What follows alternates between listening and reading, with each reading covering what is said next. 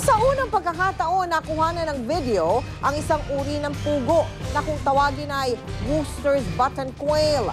Nakita po ito ng eyewitness team ni Howie Severino sa Nueva Vizcaya. Inakala na ng mga eksperto na extinct na o ubus na ang mga ibong ganito sa tagal na hindi sila nasisilayan. Nakatutok si Howie Severino. Kapag walang buwan sa Dalton Pass sa Nueva Vizcaya, naglalabasan ng mga ilaw ng mga mag-aakik. Ganon din ang prinsipyo eh. Gagamitin niya yung lambat para manghuli.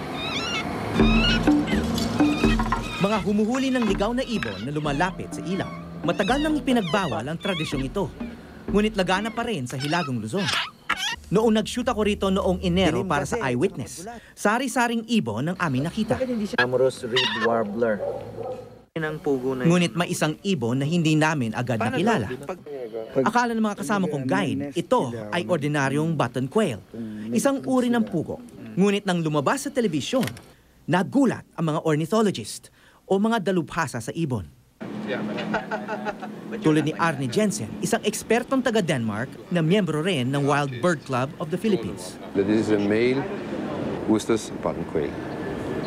The beak, the distinct striping here, the rufous colorization here, and a male because there are no tiny white spots. We got very excited that it is still around. I think this is the only picture ever taken of it. And I have never seen a picture of it before. Sa 2 dekada niyang pananaliksik ng ibon sa Pilipinas, hindi pa raw niya nakikita ang Wooster's button quail. It should not be a big deal for the local government to do a little bit education to the local people that they have here something you cannot find anywhere else in the world. Maaring iilan na lang ito sa mundo. At hanggang ngayon hinuhuli at kinakain pa rin siya.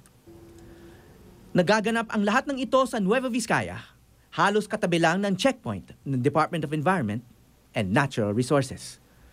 Ako si Howie Severino, nakatutok 24 oras.